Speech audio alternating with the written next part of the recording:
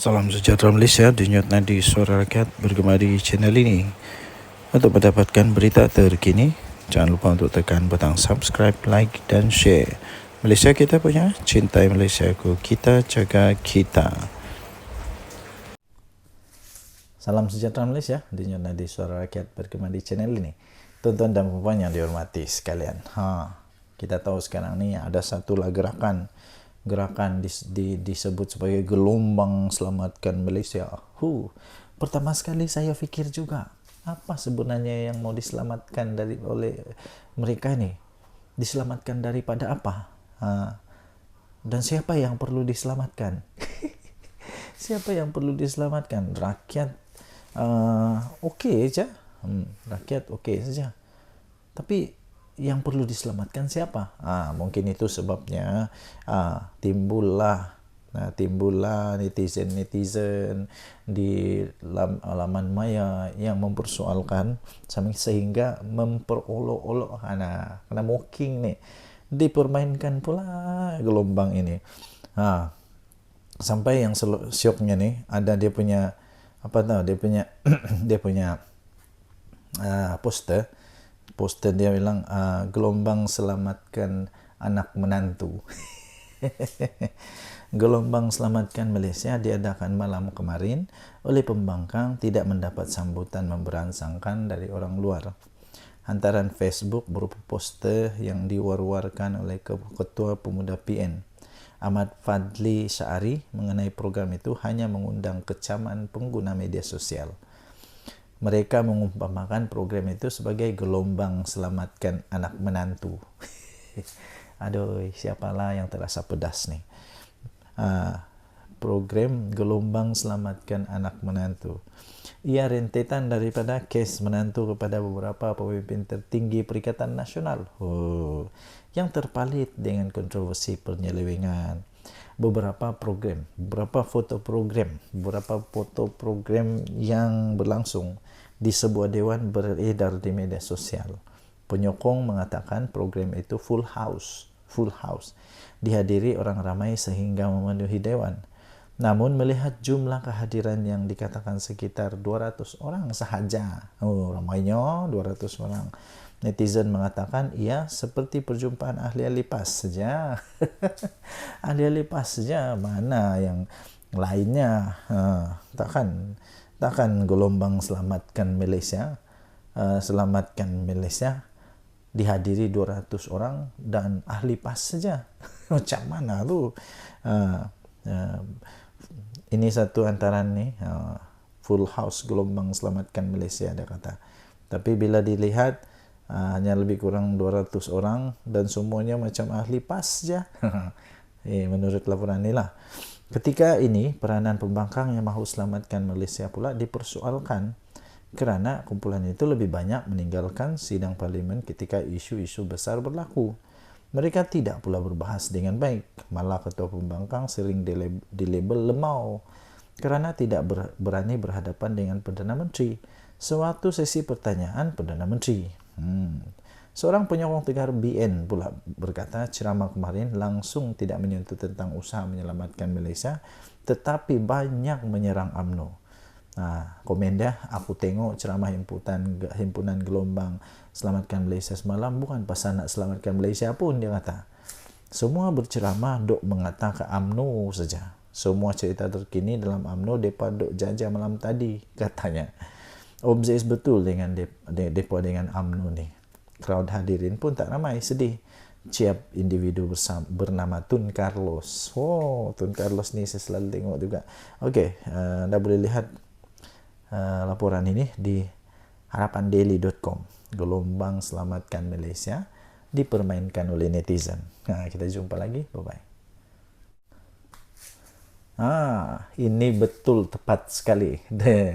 Sebelum tu, terima kasih kerana terus bersama dalam channel ini. Bagi anda yang pertama kali, sila tekan butang subscribe, like dan share. Okey. Ada pernah peribahasa cikgu saya dulu ajar. Mengajar etik berenang pertama. Kedua, seperti ketam mengajar ketam yang lain berjalan lurus. Dan paling teruk sebenarnya ialah ada satu istilah cermin rusak. Cermin rusak ini begini, dia coba nasihatkan orang lain tapi dia itu lebih teruk. Ada lagi satu, dia suka sangat menyibuk tentang orang lain, dia boleh nampak selumbar dekat mata orang lain tapi kayu balak di mata sendiri dia tak sedar tahu. Malu tak pastilah, saya pun tidak pasti. Inilah yang mungkin terjadi kepada Wan Faisal. Wan Faisal yang coba sembang konon nak jadikan KLIA world class. Siap bagi nasihat, tunjuk buku ni Sim Kibon ni, dia tunjuk ni KLA supaya KLIA jadi world class. Banyaklah dia, tapi dia tidak ingat sepatutnya kasih nasihat dulu kerajaan di mana-mana yang berlaku lah. Tapi yang dalam case ini disebut di sini KLIA world class, tapi stesen bas KB macam bengkel saja. Apa hal? Ada gambar tu tahu. Ahli parlimen macam Wan Ahmad Faisal, Wan Ahmad Kamal menjadi bahan sindiran ramai selepas beliau cubalah mengajar kerajaan sekarang ini bagaimana untuk menjadikan lapangan terbang antarabangsa KLIA bertaraf dunia. Bertaraf dunia. Tapi dia lupa. Beliau ketika sidang Dewan Rakyat baru-baru ini membawa buku biografi mendiang Sim Kibon, bapa kepada kejayaan lapangan terbang Changi, meminta kerajaan belajar daripada usaha mendiang. Katanya resepi untuk menjayakan lapangan terbang terkenal itu bukan di atas tangan GIP atau Black Rock, iyalah betul lah, tapi menggunakan pengalaman dan kepakaran sendiri. Saranan itu ibarat menyerang diri sendiri pula. Malu. Apabila ramai terus mempersoalkan apalah yang sudah dia lakukan untuk membangun stesen bas di Kota Baru. Tempat sendiri, terminal bas sementara itu sehingga kini masih digunakan walaupun kekurangan berbagai kemudahan menyebabkan lokasi tersebut dianggap antara lokasi pengangkutan awam yang ketinggalan zaman. Atas sebab itu atas sebab itu ramailah menyarankan agar Wan Faisal ni menaik taraf dulu, kasih naik taraf dulu stesen bas KB sebelum berani untuk mengajar kerajaan naik taraf KLIA. Lama antara komen yang siok saya baca ni, sebelum Wan Faisal nak cuba ajar hendak jadikan KLIA world class, apa kata kau usahakan dulu stesen bas Kota Baru supaya ada rupa bas stesen bas. Kemudian baru cerita teori kau di parlimen. Kemudian ada lagi orang bincang masalah MAHB, dia bincang masalah stesen bas. Aduh. Ya, kemudian dibalas pula semula oleh pengguna X. Ya, tersebut dengan ringkasan paling mudah untuk difahami. Wan Faisal ceritanya macam ini. Kalau stesen bas yang mudah macam ini pun kamu tak reti nak urus, bagaimana kami nak percaya kamu boleh uruskan airport pula? Betul. Kalau stesen bas pun tidak dapat diurus, tak reti nak urus stesen bas yang kecil itu, tak dapat nak urus, ini janganlah cuba-cuba untuk urus airport pula.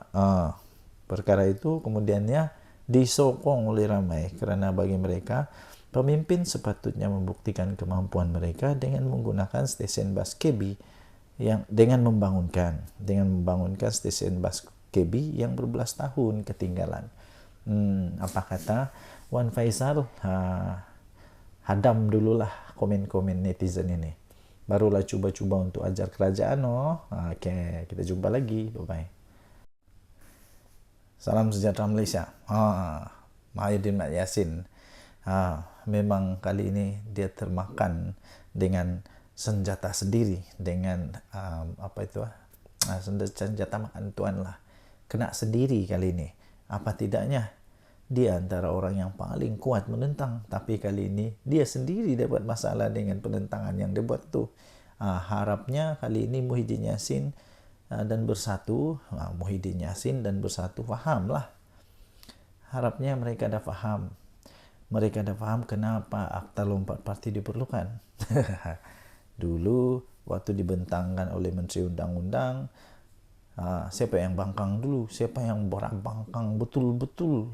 Sebab waktu itu banyak sangat berita-berita kabar angin bertiup, kononnya ahli UMNO nak lompat bersatu dan macam-macam lagi. Oh, syok lah waktu itu, seronok lah. Sekarang dah kena lubang hidung sendiri, apa rasa? Oren. Ini ada satu artikel daripada Harapan Daily. Harapnya Muhyiddin bersatu. Dah faham kenapa Akta Lompat Parti diperlukan.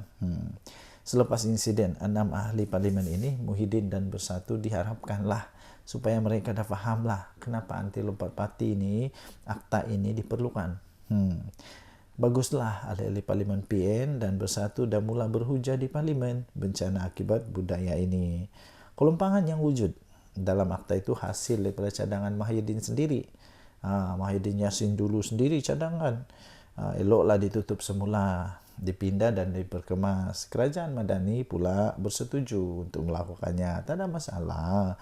Tak perlu lagi diungkit apa yang berlaku sebelum akta ini digubal. Lupakanlah sejarah silam yang semua pasti ada kisahnya. Semua parti mesti ada kisah-kisah sejarah silam. Lupakanlah. Akta Lompat Parti 2022 sebenarnya telah pun memulakan lembaran baru untuk kestabilan politik Malaysia yang kita perlukan untuk tingkatkan daya saing negara. Cukuplah insiden seperti langkah Sheraton dan tebuk atap yang menjahanamkan ekonomi negara dan sebabkan kebencian mendalam rakyat terhadap ahli politik. Berpolitik menukar kerajaan buat 5 tahun sekali, sudahlah, cukuplah. Berpuluh-puluh juta ringgit wang negara yang nak dibelanja untuk 6 PRK ini boleh dialihkan untuk bantu rakyat. 6 PRK yang nak dicetuskan ini hanya memenuhi ego pemimpin-pemimpin politik dan bukan isi kekosongan akibat daripada kematian wakil rakyat. Ini lebih pada sabotaj ekonomi dengan mengganggu kestabilan politik negara pada waktu pelabur mencurah-curah masuk ketika ini, apatah lagi rating kita dah semakin naik. Kata ringkas tapi betul cukup bermakna. Saya setuju nih. Cukuplah, sudahlah. Harapnya selepas ni Muhyiddin Yassin dan Bersatu fahamlah. Hidup ini macam roda. Kadang-kadang kau di atas, kau tidak mau yakin sangat. Nanti bila sudah masanya, bila sendiri terkena, macam-macam lah. Lepas tu cerita lain, buat lain cerita lain. Bila terangkan kepada orang lain, lain ceritanya. Seolah-olah semua salah orang. Yang sebenarnya siapa yang bersalah. Okey, tinggalkan komen anda. Jenutnya di Suara Rakyat bergema di channel ini. Jangan lupa untuk tekan butang subscribe, like dan share. Malaysia kita punya, cintai Malaysiaku, kita jaga kita. Mari kita jaga sama-sama negara kita supaya aman, damai, harmoni dan terus diberkati oleh Tuhan. Kita jumpa lagi. Bye-bye. Salam sejahtera Malaysia, denyut nadi Suara Rakyat bergema di channel ini. Nampaknya video-video saya yang saya beri tajuk Muhyiddin, minta maaf, yang saya beri tajuk Muhyiddin naik jadi Perdana Menteri, Datuk Seri Anwar Ibrahim tumbang, itu paling banyak mendapat tontonan. Dan rupanya daripada itu saya dapati memang ramai sangat yang mau tengok Muhyiddin Yassin jadi Perdana Menteri sekali lagi. Saya pun hairan. Kenapa sebenarnya ada orang mau Perdana Menteri sekali lagi Datuk Seri Tan Sri Muhyiddin Yassin? Pada pendapat saya, bukan tidak boleh dia jadi Perdana Menteri sekali lagi, boleh saja. Tapi persoalannya ialah kenapa perlu dia lagi? Bukankah ada lebih ramai yang lebih bagus dan sebagainya? Dan yang paling tepat ialah dia tidak akan jadi Perdana Menteri lah. Dia tidak akan jadi Perdana Menteri untuk kali kedua dalam masa yang singkat-singkat ini, tidak. Kerana tren sekarang saya lihat Tan Sri Muhyiddin Yassin tidak akan mendapat sokongan untuk jadi Perdana Menteri bagi Perikatan Nasional. Lagipun seperti yang kita tahu, PAS pun pernah sudah menyatakan bahawa mereka pun ada calon Perdana Menteri pada pilihan raya yang lalu, iaitu calon mereka tidak lain tidak bukan Menteri Besar Terengganu. Dan itu sendiri pun dipersetujui atau diperakui oleh Tan Sri Mahyadin Mak Yassin. Dia juga memperakui bahawa Dr. Sam itu, iaitu Menteri Besar Terengganu itu, memang mempunyai kualiti, memang mempunyai kelayakan untuk jadi Perdana Menteri. Habis kalau sudah begitu, mahukah PAS membiarkan begitu saja jawatan Perdana Menteri jatuh kepada Bersatu yang tak kuat mana sekarang ini, yang ramai orang kata Bersatu sekarang ini hanya berharap kepada kekuatan daripada PAS. Yang ramai orang kata Bersatu ni hanya melukut di tepi gantang, hanya mengharapkan kekuatan daripada PAS. Kalau ada pilihan raya pun, kemenangan-kemenangan daripada Bersatu itu pun hanya kerana ihsan, bantuan, kerjasama dengan PAS. Cuba kalau tidak ada PAS, boleh menangkah Bersatu? Dan lagi, saya fikir Tan Sri Mahyadin Mak Yassin sepatutnya memberikan peluang lah kepada yang lain. Walaupun dia secara tradisinya memanglah semua yang menjadi presiden atau bukan presiden, pengerusi kepada satu gabungan parti politik itu, Perikatan Nasional, contohnya ialah Mahyadin Mak Yassin. Secara tradisi, pengerusi itulah yang jadi calon Perdana Menteri. Tapi persoalannya, mahukah lagi PAS Mahyadin Mak Yassin jadi Perdana Menteri, yang menyebabkan PAS hanya sekejap saja berada dalam kerajaan. Sekejap saja dalam kerajaan, lepas itu tumbang. Tumbang kerana nampaknya Mahyadin Mak Yassin didakwa telah pun gagal menjalankan tanggungjawabnya sebagai Perdana Menteri. Mahukah kita Perdana Menteri kita sekali lagi yang tidak pun pandai bercakap secara live, yang mahu dirakam dulu, takut untuk live, takut untuk jawab wartawan, mahukah begitu? Itu soalan-soalan yang kita boleh pertanyakan. Apapun sebenarnya, kalau memang Mahyadin Mak Yassin jadi Perdana Menteri sekali lagi, itu bagus, tidak ada masalah. Yang penting pastikan kali ini kerajaan yang betul-betul nanti ni betul-betul yang bagus lah. Tidak ada lagi sakau menyakau sampai anak menantu yang lari ke luar negara tidak berani balik Malaysia. Jangan ada macam itu lagi. Berhentikanlah perkara-perkara begitu. Okey, Denyut Nadi Suara Rakyat bergema di channel ini. Jangan lupa tekan butang subscribe, like dan share. Bye-bye. Salam sejahtera Malaysia. Denyut Nadi Suara Rakyat bergema di channel ini. Untuk mendapatkan berita terkini, jangan lupa untuk tekan butang subscribe, like dan share. Malaysia kita punya, cintai Malaysia ku, kita jaga kita.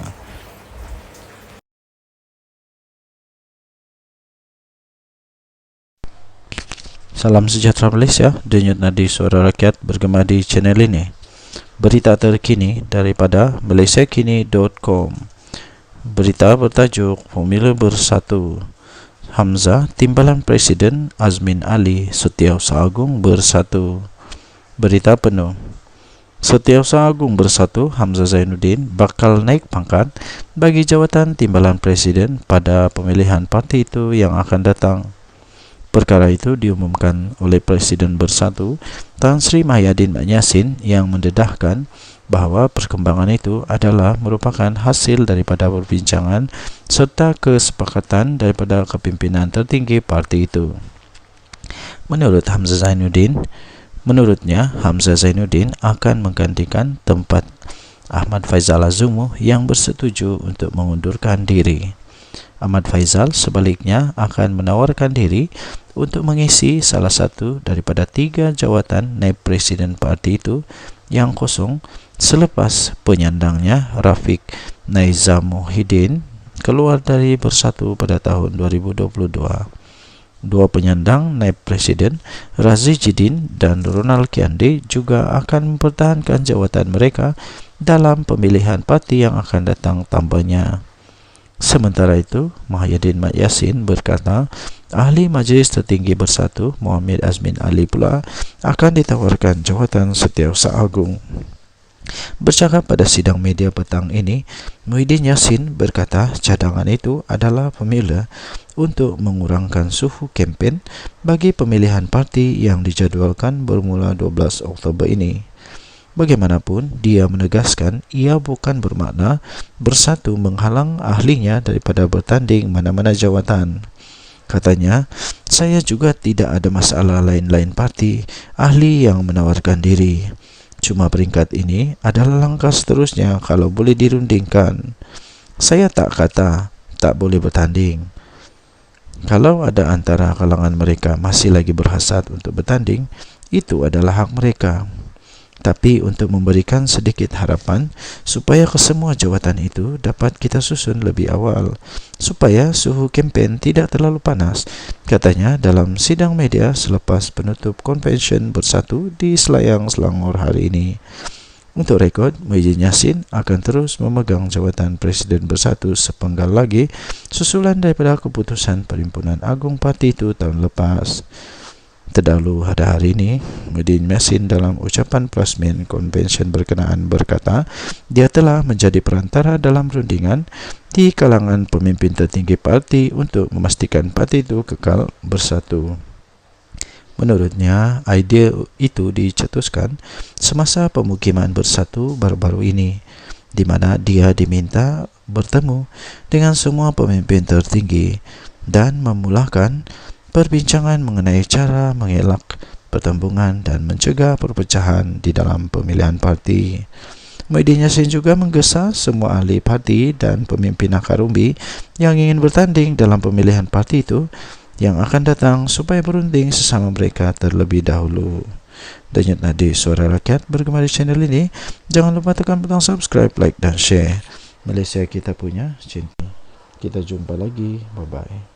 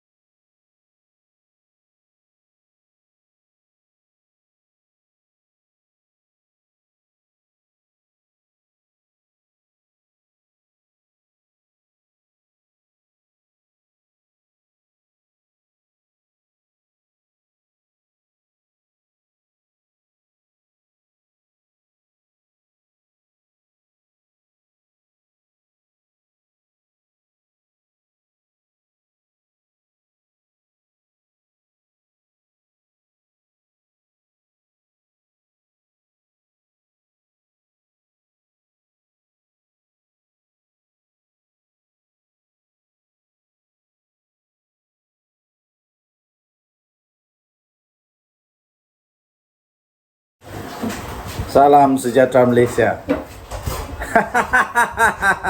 Hai, saya belum bercakap lagi sudah rasa lucu. Belum saya bercakap pun saya sudah rasa lucu. Apa yang lucunya?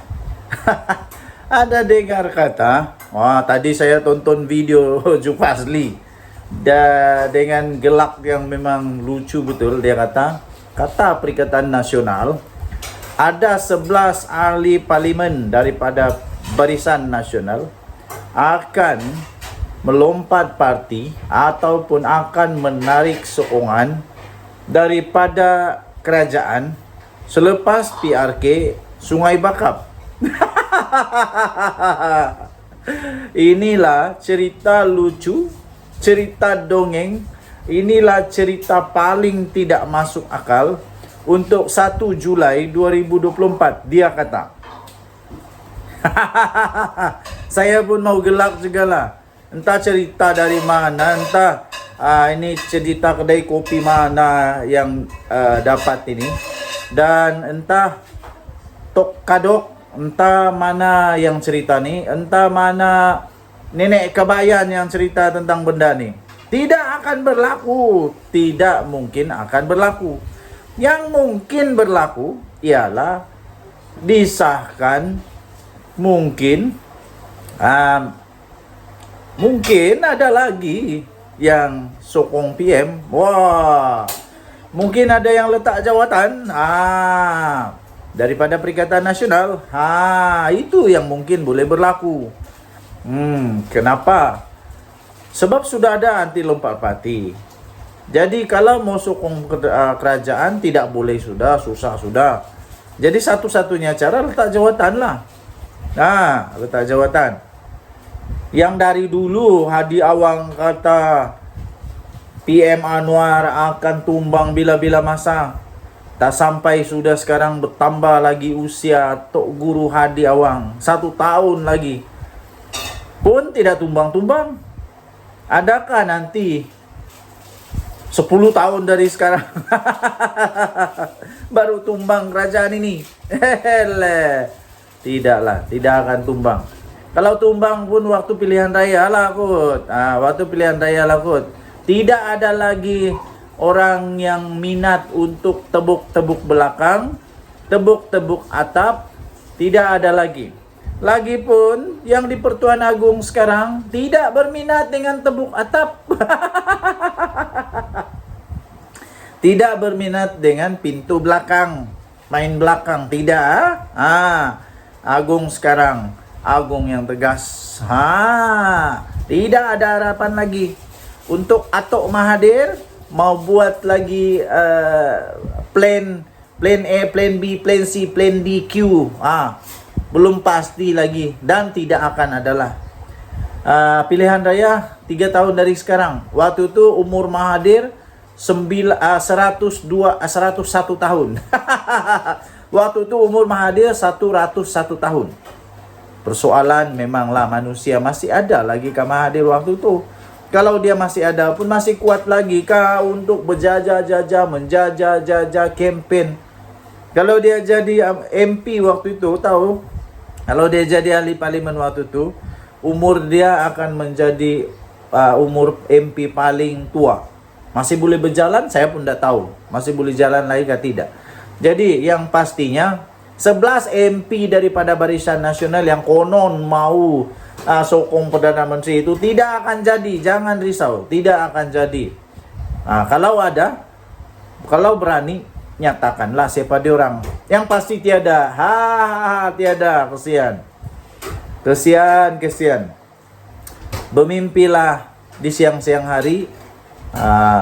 Berdoalah banyak-banyak supaya boleh jadi Perdana Menteri di pulau di planet Pluto ataupun di bulan. Buatlah parlimen baru di bulan supaya boleh jadi Perdana Menteri di sana. Denyut Nadi Suara Rakyat bergema di channel ini. Jangan lupa tekan butang subscribe, like dan share. Malaysia kita punya, cintai Malaysia aku, kita jaga kita. Bye bye.